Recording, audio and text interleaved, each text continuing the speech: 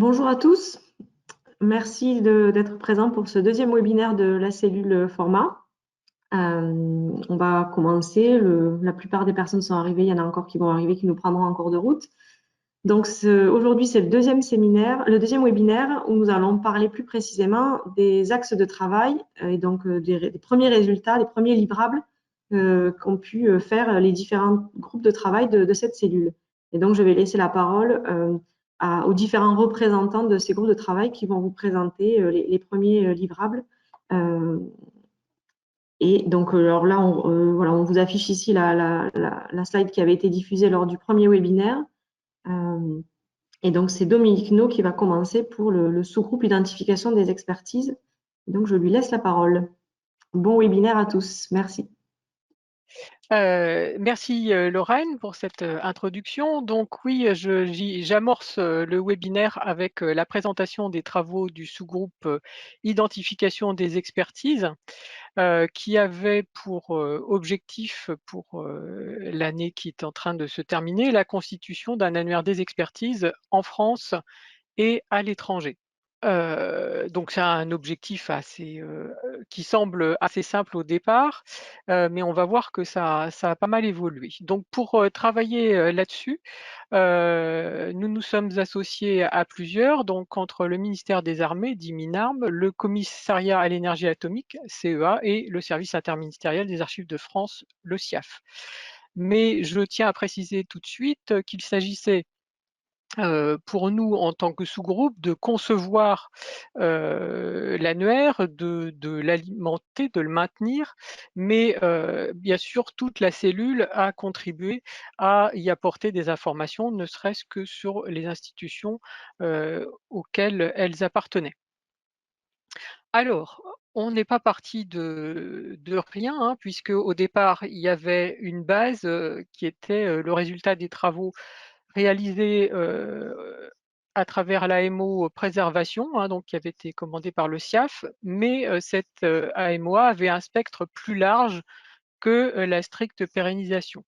Ainsi, il avait été utile d'identifier ceux qui avaient travaillé sur les workflows et les chaînes d'entrée qui n'étaient pas là pour la cellule dans la cible.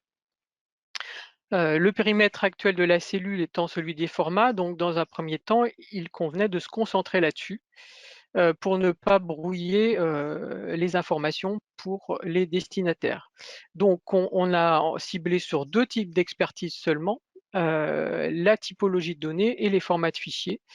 Non pas que ça soit pertinent dans l'absolu, mais pour les besoins de la cellule. Donc l'annuaire en question est une identification des expertises en matière de typologie de données et de format de fichiers.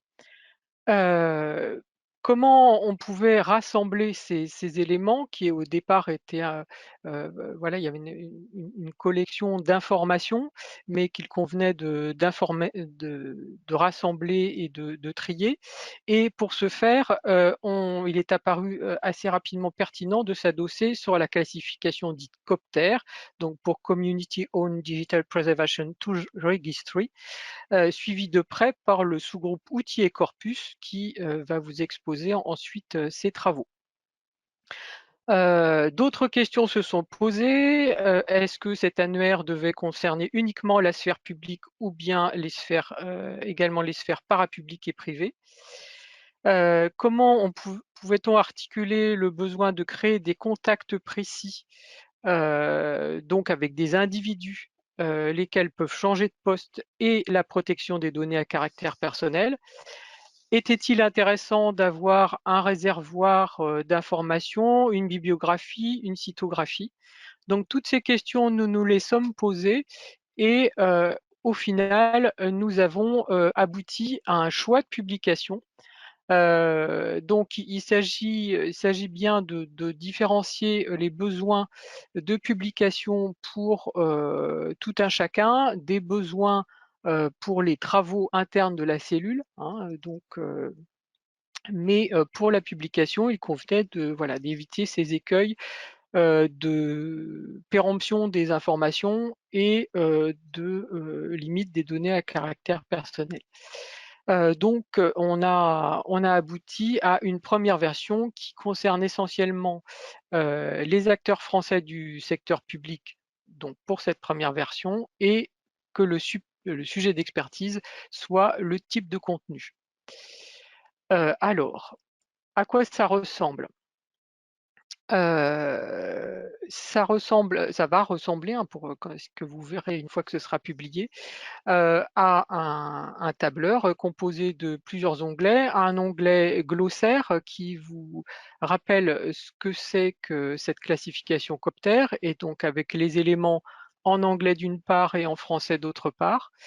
Une explication sur le fait qu'on a essayé au maximum d'uniformiser les données qui sont présentes, hein, de façon à éviter les difficultés ensuite.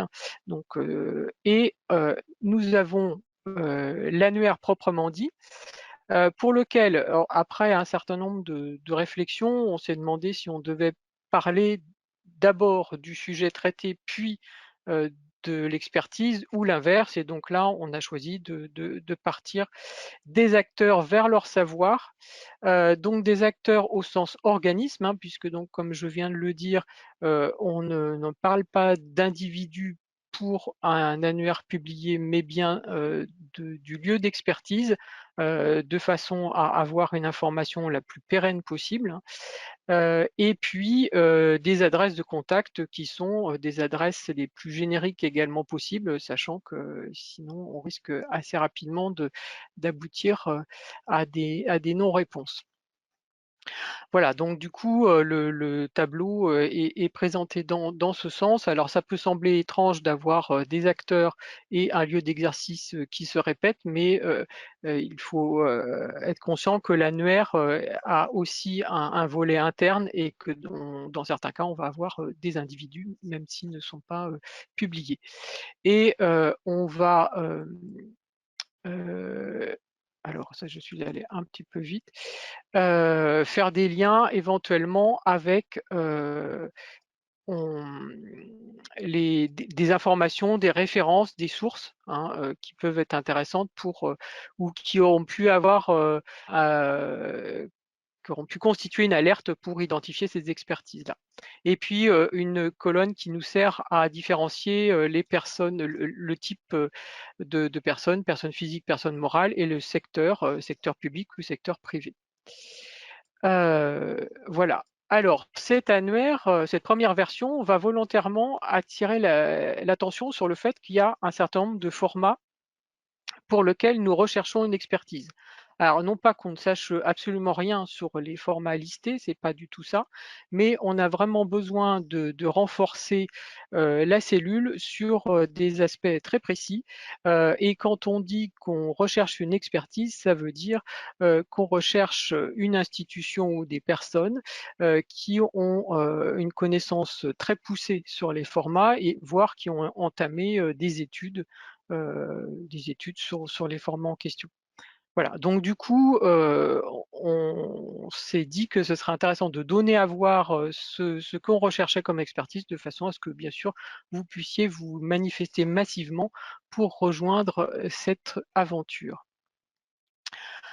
Alors après, donc on ne va pas s'arrêter là, hein. On a stabilisé l'annuaire des expertises pour le secteur public français, mais bien sûr, on va continuer ce travail pour les acteurs des autres pays, pour le secteur parapublic et privé, hein, puisque on l'a dit dans le webinaire précédent, il y a vraiment besoin d'être nombreux sur le sujet, et sur le plan national, on n'est pas énormément.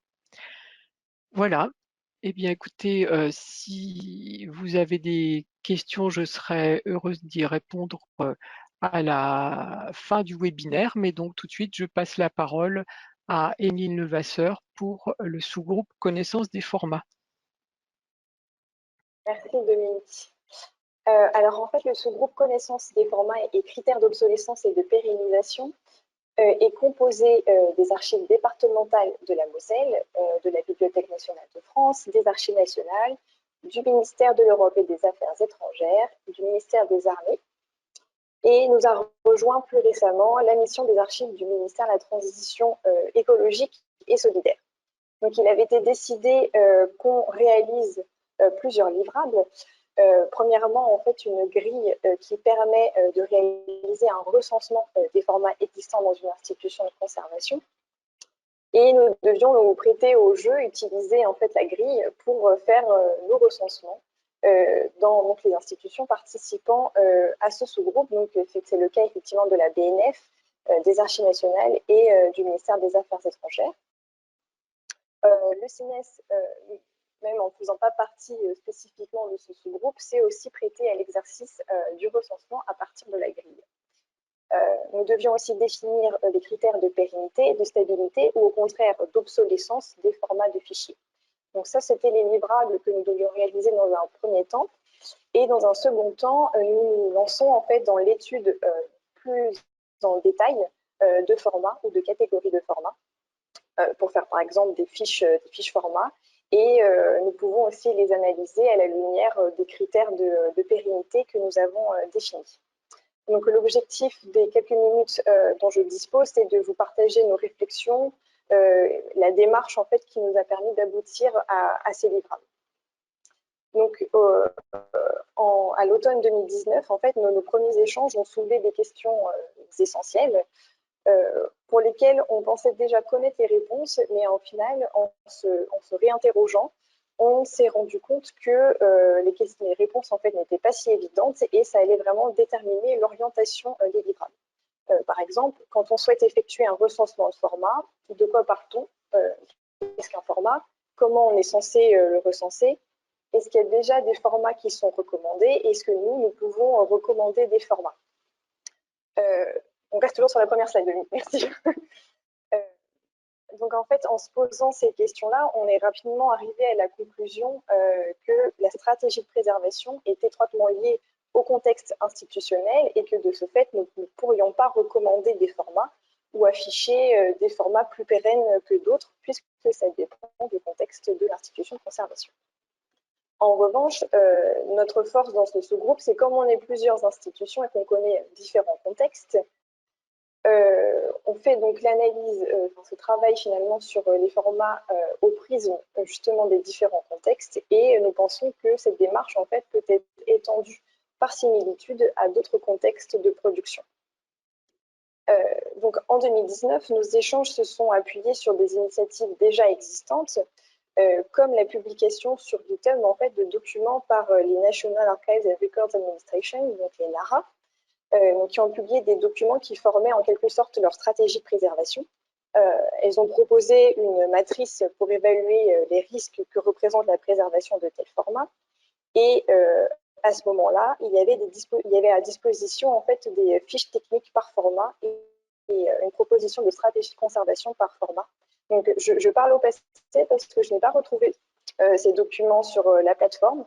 Donc peut-être qu'ils ont été dépubliés, mais à l'automne 2019, il y avait bien ces fichiers-là. Donc en fait, les NARA étaient amenés à recommander certains formats, mais sans que nous puissions connaître en fait le contexte de ces choix. C'est-à-dire à quelle utilisation correspond ce format, est-ce qu'il y a une cause organisationnelle ou stratégique à choisir tel format ou à réaliser telle action de préservation. De plus, comme je le disais, la variété des contextes que connaissent les institutions de conservation au sein même de ce sous-groupe permettrait pas en fait de faire une liste de recommandations sur les formats. En effet, si on prend très simplement la situation dans un service d'archives classique, on est assez loin finalement de ce que peut connaître la BNF. Aux Archives nationales, tout comme au ministère des Affaires étrangères, on ne contrôle pas vraiment en fait, les formats en amont à l'entrée du système. Et donc, en fait, on ne peut qu'accepter ce que nous versent les services producteurs. On ne peut pas refuser certains formats ou accepter une liste de formats définis. Au contraire, la BNF a un peu plus de contrôle sur ces fichiers entrant dans SPAR, à l'exception de ce qui relève effectivement de la collecte du web et du dépôt légal. Mais c'est davantage le cas pour ce qui rentre pour les numérisations et les acquisitions. Et donc, la BNF est amenée à recommander des formats de fichiers aux services versants. Donc, nous sommes arrivés à la conclusion que définir des recommandations en dehors de tout contexte serait peu pertinent. Et il est fondamental, pour reprendre ce que dit la BNF, de garder en mémoire que la pérennité n'est pas une caractéristique intrinsèque d'un format, mais qui découle de l'engagement de l'institution qui les utilise à disposer d'outils de lecture, d'analyse, de traitement, de conversion et des compétences nécessaires à leur utilisation. En fait, il n'y a pas de format idéal, mais il y a un engagement d'une institution à se spécialiser dans la conservation de tel ou tel format. Donc là, on peut passer à la slide suivante.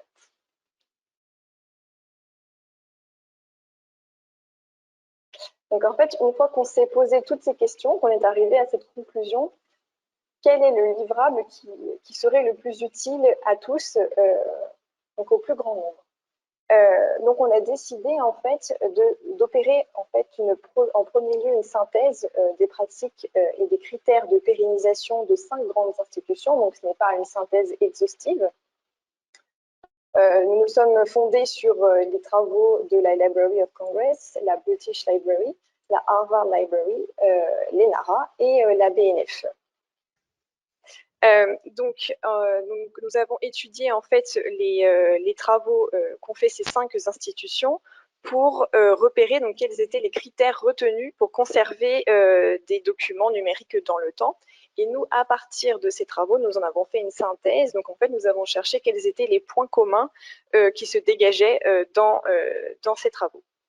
Donc, c'est comme ça que nous avons construit en fait notre premier livrable qui s'appelle « Définir une politique format, les 9 critères essentiels ». Et ces critères, nous l'espérons, en fait, ont pour objectif d'aider les institutions de conservation à rédiger une stratégie de préservation ou au moins se poser les bonnes questions si l'on veut approfondir la problématique des formats et peut-être que ça orientera la stratégie adoptée. Donc nous avons fait cette liste de 9 critères en les expliquant, les explicitant, mais ensuite la pondération des critères revient à l'institution qui manipule ce document, puisque en fait, la pondération prend tout son sens si on la met à la lumière du contexte de l'institution de conservation, donc en fonction des moyens dont l'institution dispose, que ce soit des moyens matériels ou immatériels. Donc voici pour notre premier livrable. On peut passer à la slide suivante, donc qui s'attarde sur notre deuxième livrable, qui devait donc répondre à la question « Quels formats sont conservés au sein de nos établissements ?»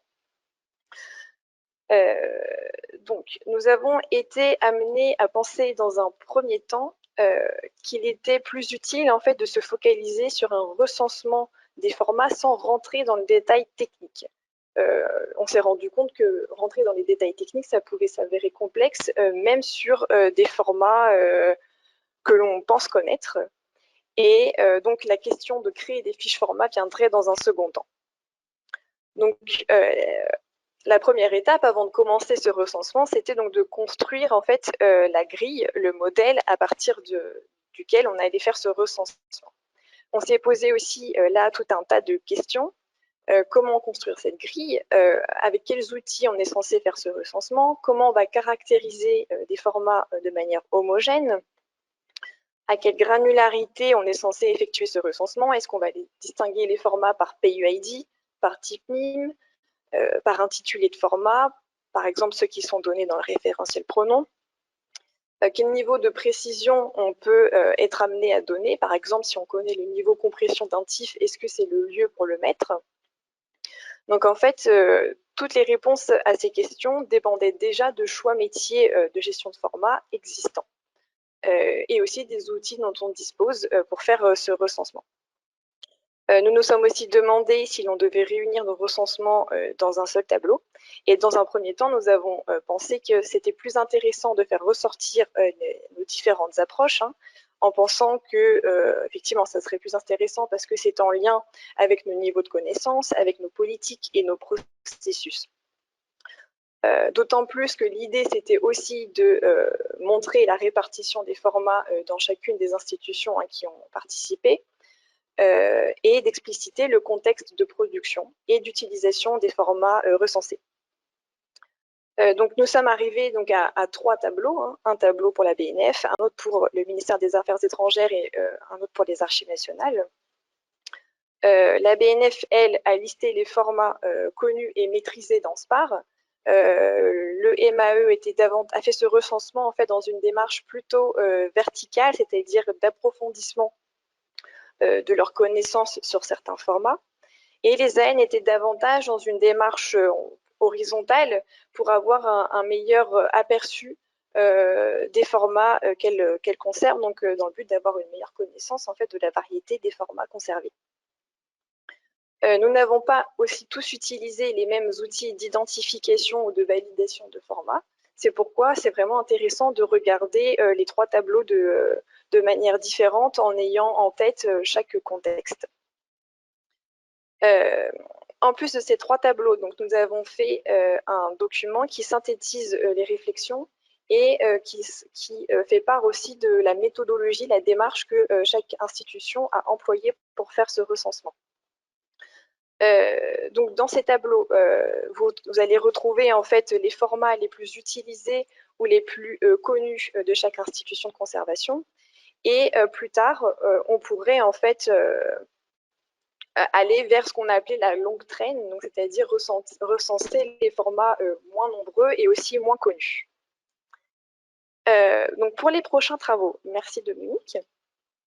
On a déjà commencé, c'est un travail donc, qui est déjà en cours, donc de rédiger en fait des synthèses plus techniques sur les formats, donc les fameuses fiches formats. Sur donc certains formats, aux catégories de formats, on a prévu travailler sur le formatif, le format MP3, les formats bureautiques et les messageries. Et ce sera aussi l'occasion pour nous de rentrer dans les détails plus techniques, mais aussi d'analyser ce format à la lumière des 9 critères que nous avons définis, sans pour être autant prescriptif, puisque en fait c'était tout le propos de mon intervention. Hein. Ça ne sert à rien d'être prescriptif parce que ça dépend du contexte de l'institution de conservation et de son engagement à se spécialiser dans la pérennisation de tel ou tel format. Donc voilà pour moi. Merci. Je répondrai aussi à vos questions s'il y en a à la fin. Et donc je dois céder la parole à Thomas, il me semble. Oui, bonjour, merci Evelyne, bonjour à tous. Donc, je vais vous parler donc du sous-groupe outils et corpus, donc, qui est composé donc, de la BNF, du CINES, Centre informatique national de l'enseignement supérieur, de la très grande infrastructure de recherche INANUM, de Mintica et du programme VITAM. Donc, nous, notre but, c'est effectivement d'essayer de faire un recensement des outils de préservation numérique et également de voir s'il était possible d'avoir des corpus de fichiers qui soient librement utilisables, puisque pour pouvoir mener à bien des tests ou même d'avoir une expertise sur ces outils, il nous semble nécessaire d'avoir des corpus de fichiers pour que les opérations puissent se répéter régulièrement et puis qu'on puisse comparer les outils les uns aux autres avec une même assise, hein, une même réflexion. Donc, si on passe à la slide suivante, sur le premier livrable qu'on cherche à obtenir, c'est simplement donc, ce recensement des corpus de fichiers. Il y a un certain nombre de corpus de fichiers de référence qui sont librement accessibles. Et on a essayé donc d'en dresser la liste. Donc, on s'est intéressé directement aux corpus. Aujourd'hui, on en a repéré une douzaine. Et l'idée, c'est de pouvoir les comparer, de voir s'ils remplissent effectivement un panorama suffisamment important de format de fichiers en particulier. Hein. Et ce qu'on a pu constater en particulier, c'est que la plupart de ces corpus sont principalement de nature anglo-saxonne, hein, et que donc probablement qu'il y aurait un travail à faire sur les spécificités que pourra apporter la langue française, par exemple, mais d'autres langues, hein, sur les aspects d'encodage de caractères, de ce genre de problématiques qui risquent de nous poser problème. Voilà, donc ça c'est un premier travail hein, qui demande d'ailleurs, pour lequel, encore une fois, on fait appel à tous. Hein, si vous avez des connaissances d'autres corpus, il ne faut pas hésiter donc, à nous les faire savoir. Le plus important étant, un, qu'ils soient librement utilisables, et deux, qu'on puisse y avoir accès facilement, hein, de façon permanente. La deuxième partie du travail, si on passe à la slide suivante, elle concernait plutôt donc, la partie registre des outils de préservation. Et l'idée, ce n'était pas de partir d'une page blanche, puisque les outils, il y en a beaucoup et ils sont très compliqués à recenser, mais de s'appuyer sur le travail qui a été fait déjà dans le cadre de Copter, qu'on a pu déjà évoquer précédemment. Et comme vous le savez peut-être, hein, ce registre d'outils et de formats également est un registre assez ancien, donc qui n'a pas été tellement mis à jour dans ces dernières années. Donc, sur quoi on voulait plutôt s'appuyer, c'est sur son ontologie, donc sur la façon de classifier ces outils et sur lequel il utilise hein, le modèle du Digital Curation Center, du DCC, sur le cycle de vie de la préservation numérique. Donc, partant de ces travaux antérieurs, hein, l'idée était de l'injecter dans le registre qui commence à apparaître et de plus en plus important, c'est Wikidata. Et pourquoi Wikidata? Alors, il y a plusieurs raisons à cela. Donc, si on peut avancer sur l'animation, un premier aspect important, c'est donc l'aspect multilingue de Wikidata, qui permet d'offrir donc l'accès à cette information de tout milieu culturel. Et l'autre intérêt, c'est de bénéficier de tout l'apport donc de l'environnement Wikimédia général et donc des Wikipédia dans différentes langues qui elles-mêmes viennent alimenter. Donc Wikidata, c'est un registre de connaissances qui se contente d'établir des faits de manière structurée et qui peut être alimenté par tout un ensemble d'autres registres ou d'autres sources d'informations. Donc, c'est un registre qui a l'avantage également, et donc ça, c'est le troisième point qui fait qu'on utilise beaucoup Wikidata, c'est qu'il a une gouvernance qui est relativement bien établie, hein, c'est la même que celle des Wikipédia. Tout le monde peut y participer, l'accès est libre, et donc vous avez juste à expliciter que vous donnez l'information, et à ce moment-là, elle est disponible. Alors, quelles ont été les étapes qui nous ont permis de remplir ce registre? La première étape, c'était de créer les catégories. Donc, si on voit sur la slide suivante, de créer les catégories du registre.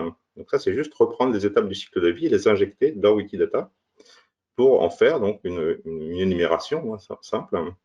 Et l'un des premiers sous-produits qui arrive directement, c'est que du coup, on a une traduction du cycle de vie du DCC en français, on l'a également en espagnol et dans d'autres langues. Il suffit de remplir Wikidata.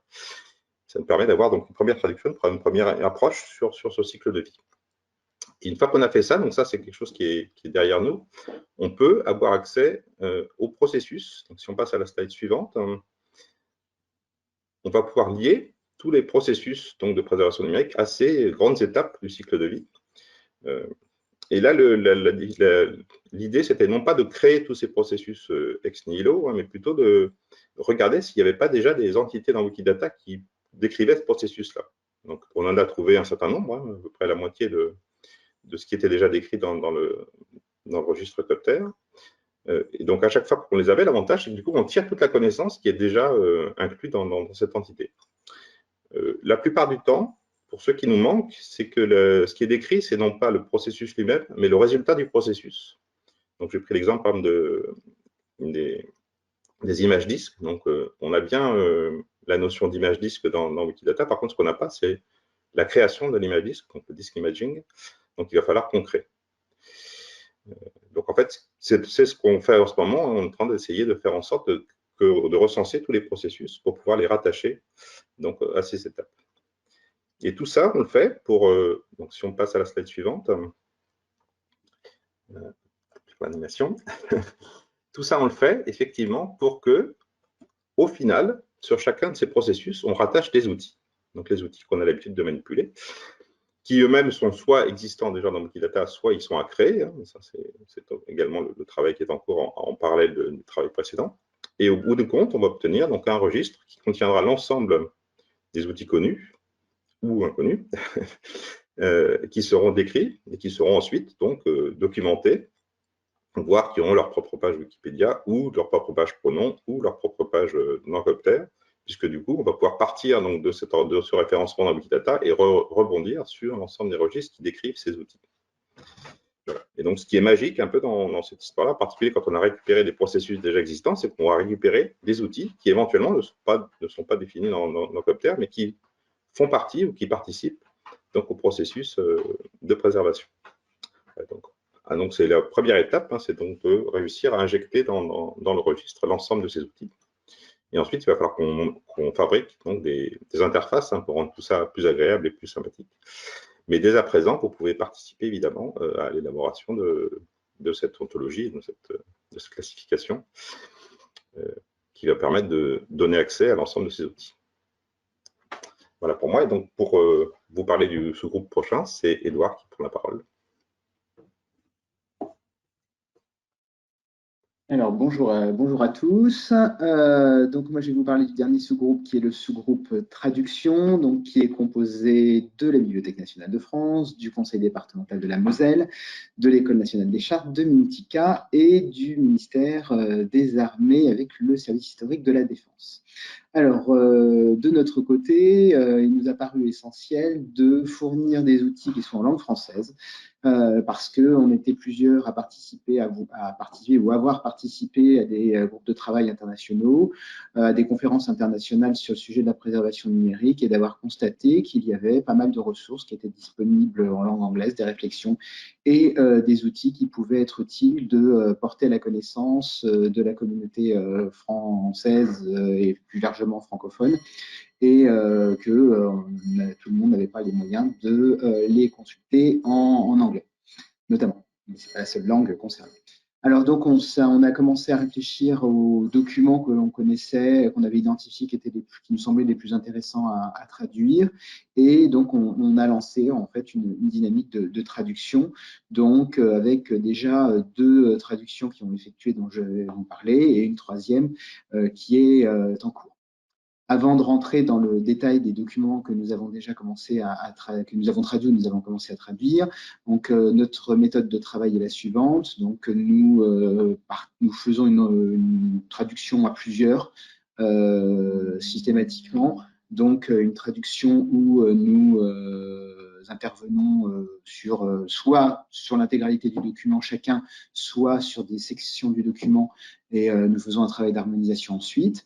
Donc, une fois que nous faisons un travail de partage, nous consolidons une version et nous prenons systématiquement contact avec les institutions qui portent donc le document en tant que tel. C'est Thomas Ledoux que vous avez entendu précédemment qui s'en est chargé à chaque fois.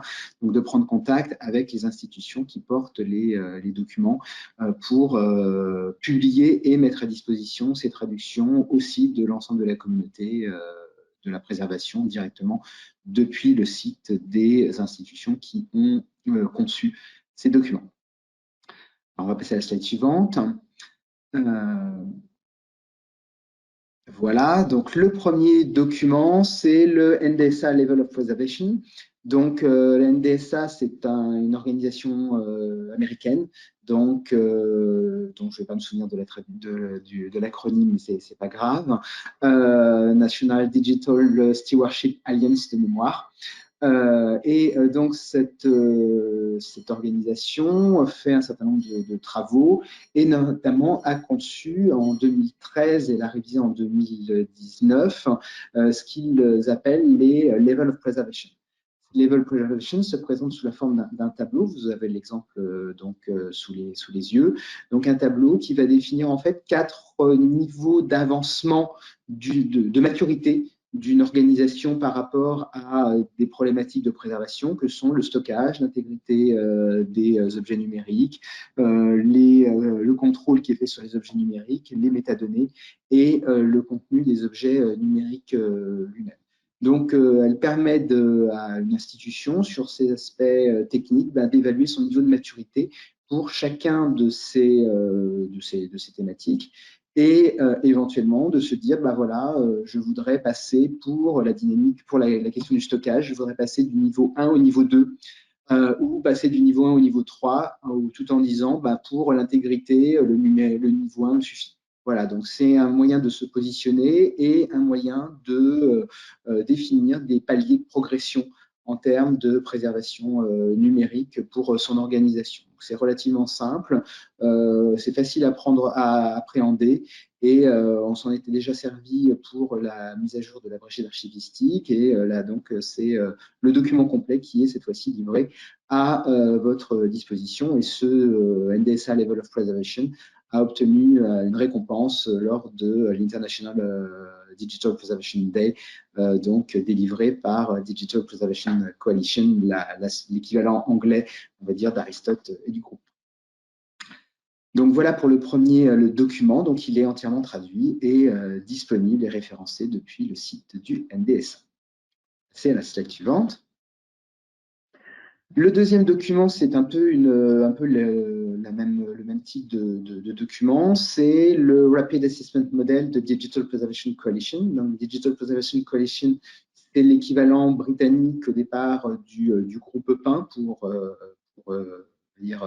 faire simple, mais c'est une association qui a maintenant un poids relativement important au niveau de la communauté de la préservation numérique au niveau international parce qu'ils ont de nombreuses institutions qui les ont rejoints, à la fois dans le monde britannique, mais aussi au niveau mondial, puisqu'ils ont maintenant des membres qui ne sont plus uniquement britanniques. Donc voilà, je crois que notamment l'Archive nationale du Luxembourg en sont membres, à titre totalement, je dirais, anecdotique, mais voilà, il y a un élargissement, je crois qu'il y a des membres australiens aussi. Donc, c'est une association qui est assez vivante, qui est dynamique et qui a des moyens surtout de faire un certain nombre d'outils. Et donc, ils ont conçu le Rapid Assessment Model, qui est un peu l'équivalent qui est un élargissement, je dirais, du NDSA Level of Preservation, puisqu'il élargit les critères et les thématiques retenues pour l'évaluation. Donc, on va avoir aussi des thématiques d'ordre organisationnel, d'ordre procédural, d'ordre technique, d'ordre financier, d'ordre de l'intégration d'une institution à la communauté plus largement de la préservation. Donc, il y a un document d'évaluation et puis il y a une grille surtout qui permet de se noter, en fait, de s'évaluer directement pour savoir où on est son institution au niveau de la préservation numérique.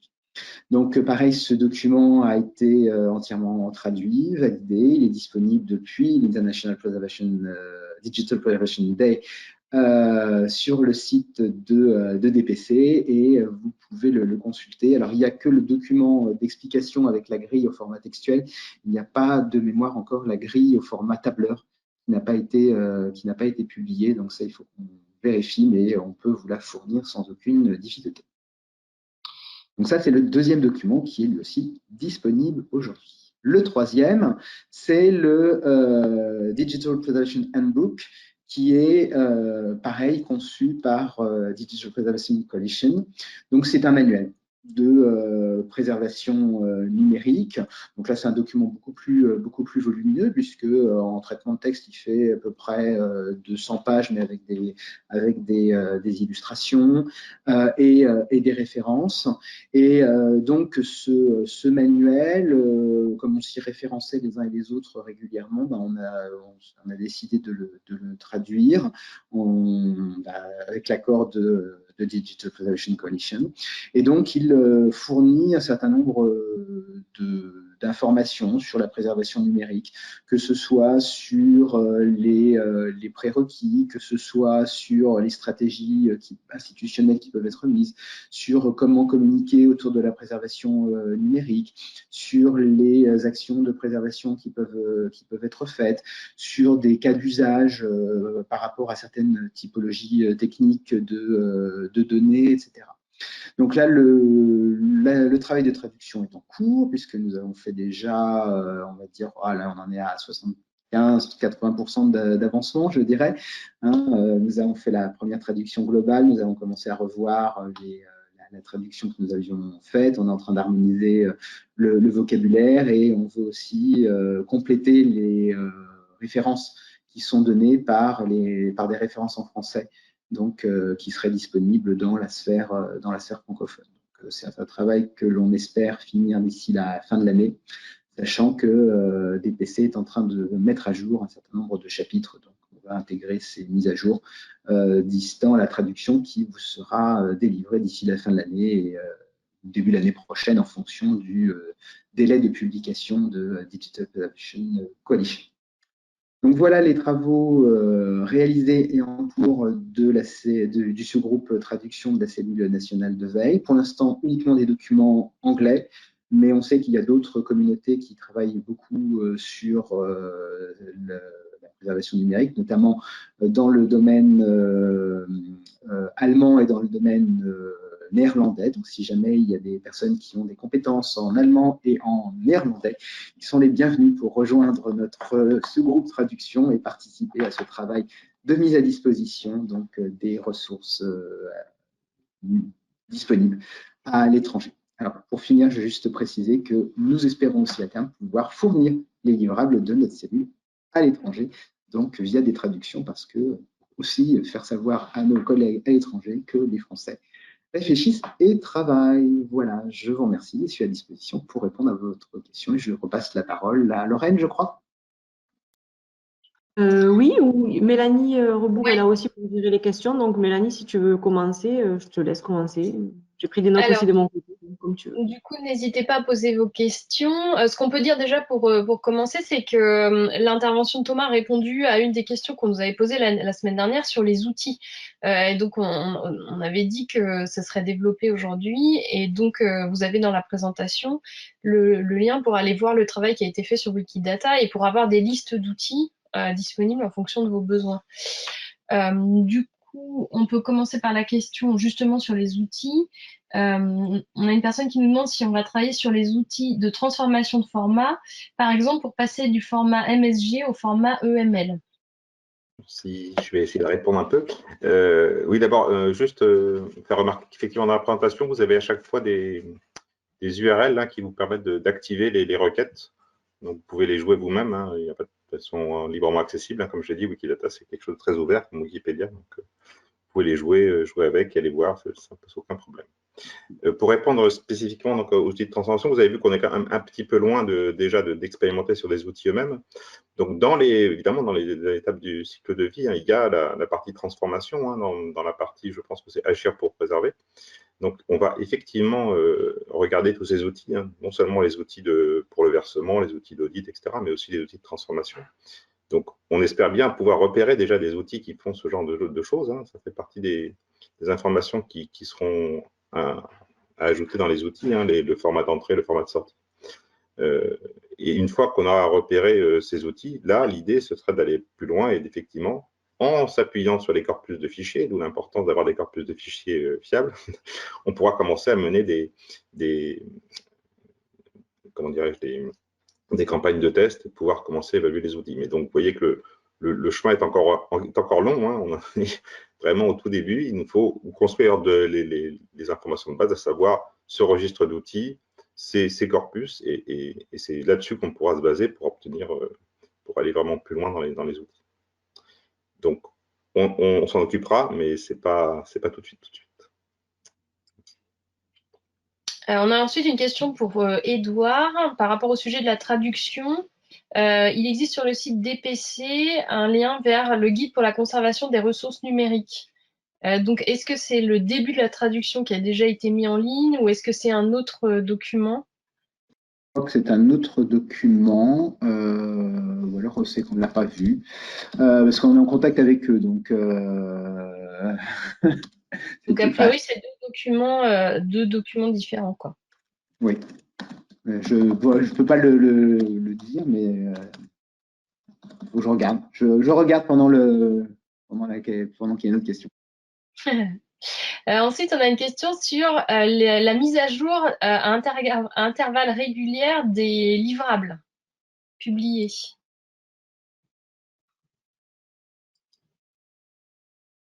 Je pense que pour parler au don de tous les groupes, je pense qu'effectivement, vous avez bien vu que là, il y a une première version qui sort. Là.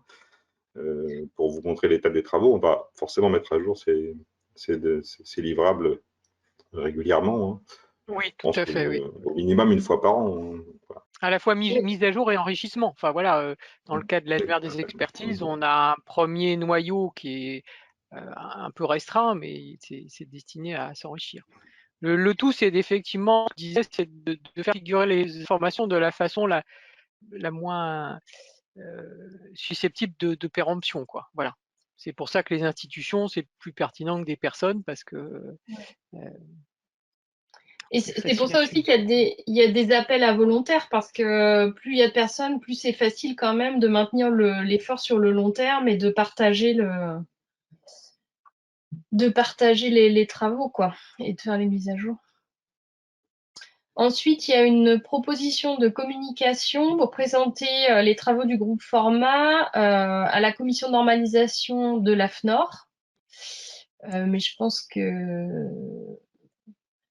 Alors, qu'en pensez-vous? Peut-être que ça devrait être discuté dans une séance plénière. Oui, on a une prochaine plénière dans 10 jours. On pourra en parler. Oui. De toute façon, au sein de la cellule, il y a des membres de la CN 171. Je pense au SIAP, je pense aussi au CIS au travers de moi-même. Donc, ça me semble en effet tout à fait envisageable de faire une telle présentation. On pourra l'évoquer à la prochaine plénière et revenir vers toi, Séverine, à ce moment-là. Alors, il y a eu plusieurs questions sur les acteurs de la sphère privée. Il y a une question au tout début. Et là, une deuxième question. Les groupes, pour l'instant, sont ciblés publics. Est-ce qu'ils sont ouverts aux institutions privées? Alors, je peux répondre aussi si vous voulez. Il n'y a pas de limitation, si ce n'est l'adhésion à l'association Aristote, bien évidemment. Là, pour l'instant, on est plus en effet avec des acteurs du secteur public. L'idée, c'est quand même de porter un discours d'intérêt général et pas forcément de défendre des intérêts. C'est peut-être pour ça que pour l'instant, on est plutôt sur des institutions publiques, mais il n'y a pas de barrière limitant l'accès d'entreprises privées à cette cellule. C'est un peu la même logique pour l'ANER. Hein. Voilà, s'il y a de l'expertise, il y a de l'expertise. Exactement. Mais, Alors ensuite, une réaction. Si vous avez un objectif d'internationalisation, à quoi servirait l'AFNOR? En fait, je ne sais pas si on a été très clair sur le but de l'internationalisation. On a essayé de sensibiliser la semaine dernière là-dessus. En fait, le sujet est qu'il y a assez peu d'experts au niveau national et qu'on a besoin de se nourrir des expériences de l'étranger et de les partager. Et dans ce cas-là, on a besoin d'interaction aussi avec les acteurs étrangers pour être intégrés dans la communauté de la préservation, aussi bien en France qu'à l'étranger. C'est pas un objectif d'internationalisation, c'est un objectif de pouvoir avancer le mieux possible, je pense. Enfin, je sais pas si Thomas, tu veux préciser, mais... Oui, enfin, ce qu'on peut dire effectivement, c'est que déjà, c'est important de rassembler en France les experts, parce qu'on sait qu'ils sont dispersés un peu partout, c'est ce que vous a présenté Dominique, hein, déjà de recenser, c'est déjà capital. Et puis, ça ne pourra pas fonctionner si on ne va pas à l'international et aller chercher les autres expertises. Hein. C'est un peu, par exemple, quand je vous présentais l'idée d'utiliser Wikidata, c'est bien pour aller capter d'expertise. Enfin, il y a des outils qu'on ne connaît pas, qui sont faits par des Russes, par des Chinois. On n'aura pas l'information si on n'arrive pas à la capter directement chez ces gens-là. Et donc, pour ça, il faut qu'on ait des canaux de communication qui soient aussi internationaux que possible et aussi ouverts que possible.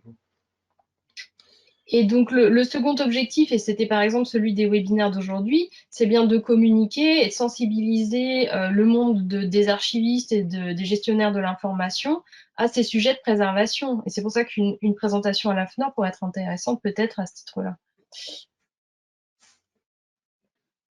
Alors, une question pour les traductions. Quel est le niveau de langue attendu? Bonne connaissance ou courant?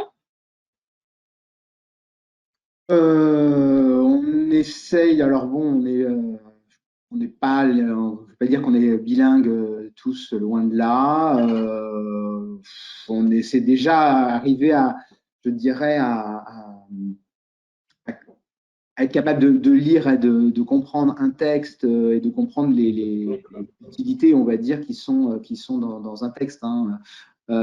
C'est vrai qu'aussi le plus, c'est de connaître un petit peu le métier. On a eu des discussions notamment là sur la traduction en cours du handbook sur à la fois la manière de traduire un certain nombre de mots et sur des mots qui sont utilisés dans le monde anglo-saxon d'une manière commune et qu'on ne traduit pas de la même manière dans les différentes communautés en France. Je pense notamment au terme des accessioning, qui est utilisé par les anglo-saxons pour tout ce qui sort des collections d'une institution patrimoniale, que certains appellent des herbages, que d'autres appelleront sortie définitive, que d'autres appelleront radiation de l'inventaire.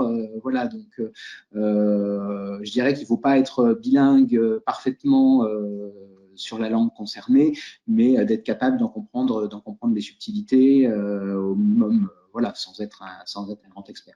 Je ne sais pas si ça répond parfaitement à la question. Si Thomas veut ajouter quelque chose, mais ça me semble suffisant déjà. C'est bien, oui. Après, il y a un aspect technique, c'est de la langue parlée technique. Il faut... Voilà.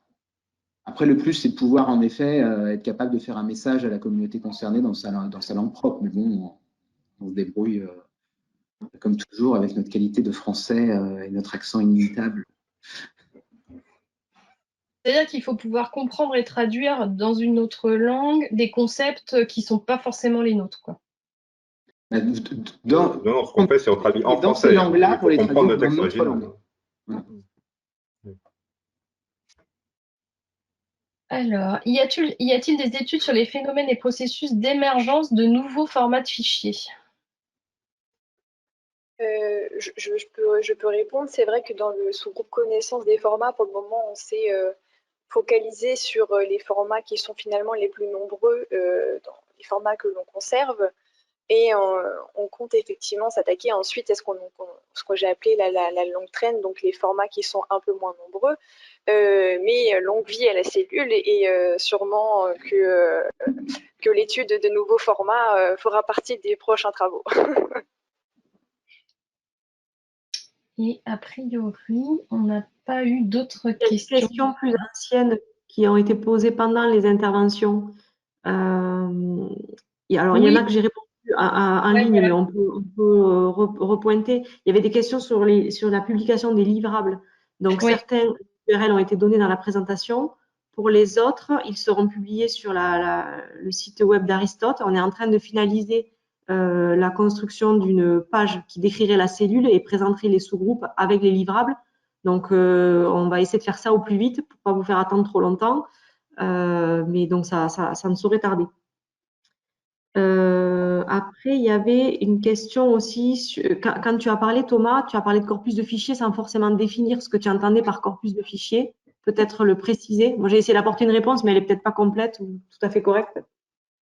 Si, c'était super. Je te remercie. C'est exactement ça. Donc, je vais la répéter. Je ne sais pas si tout le monde a pu la voir, mais effectivement, c'est tout à fait ça. C'est bien un ensemble de fichiers représentatifs d'un format ou de plusieurs formats, enfin d'une famille de formats, on va dire, qui nous permettent donc d'utiliser, de tester les outils d'identification, de validation ou de transformation.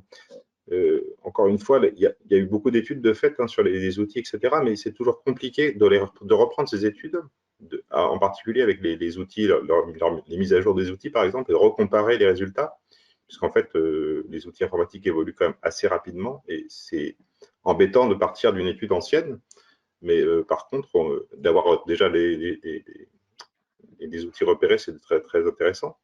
Et donc, l'idée, c'est de pouvoir répéter les expériences, finalement. Donc, on essaye de rentrer dans une espèce de démarche scientifique dans laquelle on pourrait répéter les expériences de façon assez régulière pour pouvoir mettre à jour nos résultats et les résultats obtenus lors de ces expériences. Et pour ça, il faut s'appuyer sur des corpus stables, qui sont un peu toujours les mêmes. Bon, évidemment, il faudra réfléchir quand il y aura des nouveaux formats, puisqu'on en parlait tout à l'heure, il y aura des nouveaux formats qui auront émergé, donc il faudra des nouveaux corpus, enfin moins pour les formats qui sont bien établis, utiliser ce corpus. Donc, ce qui est important également dans ces corpus, c'est qu'on sache ce qui est la vérité, c'est-à-dire comment les fichiers sont formés, est-ce qu'ils sont bien formés, mal formés, est-ce qu'ils ont des erreurs, est-ce qu'ils n'ont pas d'erreurs, etc. Et j'en ai pas parlé, mais ça ouvre aussi une autre perspective, c'est d'avoir ces corpus, c'est évidemment l'intelligence artificielle. L'intelligence artificielle se repose sur des vérités, des connaissances, etc. Et ça ne pourra fonctionner, si on veut aller plus loin, que sur des corpus bien établis et bien identifiés. Donc, c'est vraiment un outil de base qui est souvent manquant. Ou s'il n'est pas manquant, on a aussi beaucoup de corpus dans nos institutions, mais on ne peut pas forcément les partager. Donc, c'est aussi important que le corpus soit ouvert, que tout le monde puisse y avoir accès. C'est tout ce que j'avais noté de mon côté dans les choses qui ont été qui avaient été énoncés avant et qui avaient été répondus des fois, mais peut-être pas, voilà, enfin, sur lesquels ça pouvait être pertinent de revenir. Est-ce que vous avez de nouvelles questions dans le chat? Là, j'en vois pas venir pour l'instant. Vous allez recevoir, dans tous les cas, une enquête de satisfaction comme vous aviez eu suite au premier webinaire. C'est important pour nous d'avoir vos retours pour pouvoir améliorer les choses, revoir nos axes de travaux et enrichir nos réflexions. Donc, merci de prendre ce temps-là pour y répondre. Il y aura aussi donc, le support qui sera communiqué à ce moment-là. Alors, la question qui a été posée, au-delà de contenu technique, avez-vous envisagé des docus de lobby? Des documents de lobbying, je pense que c'est ce que je buguais sur la lecture. Il y a la fin de la question après, Lorraine. Pour que les institutions se lancent dans des politiques de conservation numérique. Ok. En fait, c'est ce que je disais tout à l'heure, on ne pensait pas à du lobbying, mais ce qu'on veut faire, c'est aussi de la pédagogie, quoi, pour que les institutions puissent prendre conscience de leurs besoins et essayer de définir une stratégie de préservation numérique. Et après, intervenir dans des groupes internationaux, c'est aussi une forme de lobbying parce que en sachant ce qu'ils veulent faire et comment ils le font, c'est aussi le meilleur moyen de faire en sorte que les problématiques et les spécificités qui sont celles de notre langue et de notre mode de fonctionnement soient prises en compte. Donc c'est une autre forme de lobbying, c'est pas une forme de lobbying à destination des décideurs ou voilà ou d'entreprises, mais c'est aussi une forme de lobbying sur les outils pour faire en sorte qu'ils répondent à nos besoins. Donc voilà, c'est peut-être pas la forme de lobbying qui était on va dire pensée dans le message, mais c'en est une aussi. Bon, ben, je vous propose de clôturer ce deuxième webinaire. Merci à tous pour votre participation, pour vos questions, pour vos retours donc, sur ce sondage, et puis en espérant vous retrouver prochainement pour peut-être un nouveau webinaire pour la suite des travaux, ou alors au sein de la cellule pour les personnes qui voudraient nous rejoindre ou contribuer à nos travaux. Merci beaucoup. Bonne journée. À bientôt. Au revoir. Merci pour votre participation. Merci. Merci, au revoir. Au revoir.